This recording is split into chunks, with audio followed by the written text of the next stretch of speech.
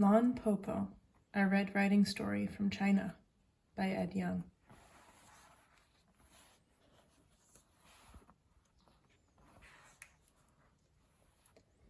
Once, long ago, there was a woman who lived alone in the country with her 3 children, Shang, Tao, and Potsa.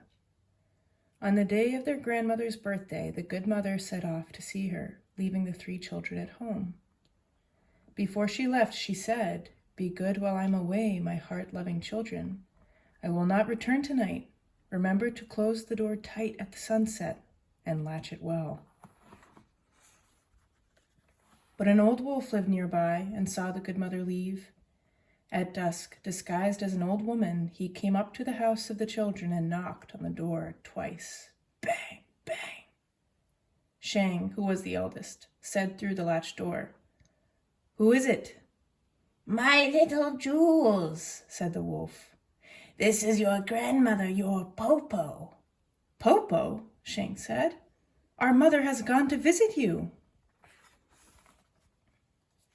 The wolf acted surprised. "To visit me? I have not met her along the way. She must have taken a different route." "Po Po," Shang said, "how is it that you come so late?" The wolf answered, "The journey is long, my children, and the day is short." Shang listened through the door. "Po Po," she said, "why is your voice so low?" "Your grandmother has caught a cold, good children, and it is dark and windy out here. Quickly, open up and let your Po Po come in," the cunning wolf said. Tao and Potsa could not wait. One unlatched the door and the other opened it.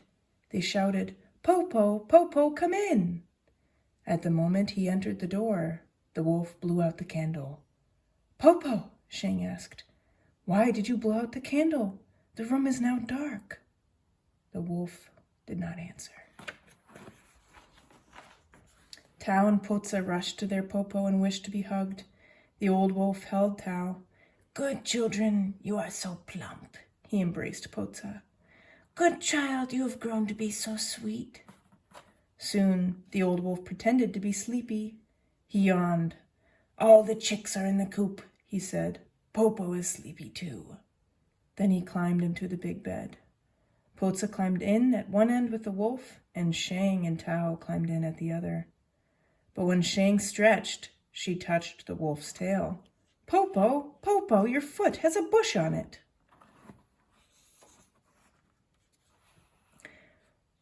"Po Po has brought hemstrings to weave you a basket," the wolf said. Shang touched grandmother's sharp claw. Po Po, your hand has thorns on it." "Po Po has brought an awl to make shoes for you," the wolf said. At once, Shang lit the light, and the wolf blew it out again. But Shang had seen the wolf's hairy face. Po Po, she said, for she was not only the eldest, she was the most clever. "You must be hungry. Have you eaten ginkgo nuts?" "What is ginkgo?" the wolf asked. "Ginkgo is soft and tender like the skin of a baby. One taste and you will live forever," Shang said. "And the nuts grow on the top of the tree just outside the door." The wolf gave a sigh. "Oh dear, Po Po's old. Her bones have become brittle. No longer can she climb trees." "Good, Po Po. We can pick some for you," Shang said. The wolf was delighted. Shang jumped out of bed, and Tao and Potsa came with her to the ginkgo tree. There, Shang told her sisters about the wolf, and all 3 of them climbed up the tall tree. The wolf waited and waited. Plump Tao did not come back. Sweet Potsa did not come back. Shang did not come back, and no one brought any nuts from the ginkgo tree. At last, the wolf shouted, "Where are you, children?" Po Po, Shang called out, "we are on the top of the tree eating ginkgo nuts." "Good children," the wolf begged, "pluck some for me." "But Po Po, ginkgo is magic only when it is plucked directly from the tree. You must come and pluck it from the tree yourself." The wolf came outside and paced back and forth under the tree where he heard the children eating the ginkgo nuts at the top. "Oh, Popo, these nuts are so tasty. The skin so tender," Shang said. The wolf's mouth began to water for a taste. Finally, Shang, the eldest and most clever child, said, "Popo, Popo, I have a plan. At the door there is a big basket. Behind it is a rope. Tie the rope to the basket, sit in the basket, and throw the other end to me. I can pull you up." The wolf was overjoyed and fetched the basket and the rope, then threw one end of the rope to the top of the tree.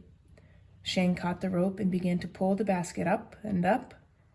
Halfway, she let go of the rope, and the basket and the wolf fell to the ground.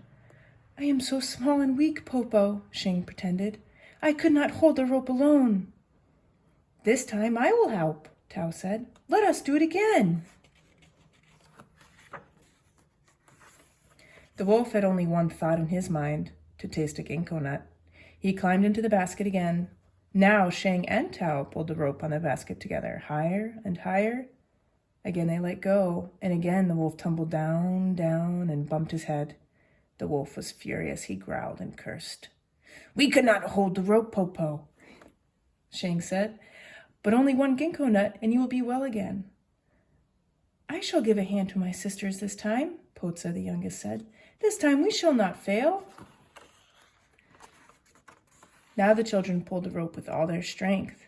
As they pulled, they sang, "Hey ho, hey yo," and the basket rose straight up, higher than the first time, higher than the second time, higher and higher and higher, till it nearly reached the top of the tree. When the wolf reached out, he could almost touch the highest branch. But at that moment, Shang coughed, and they all let go of the rope, and the basket fell down and down and down. Not only did the wolf bump his head, but he broke his heart to pieces.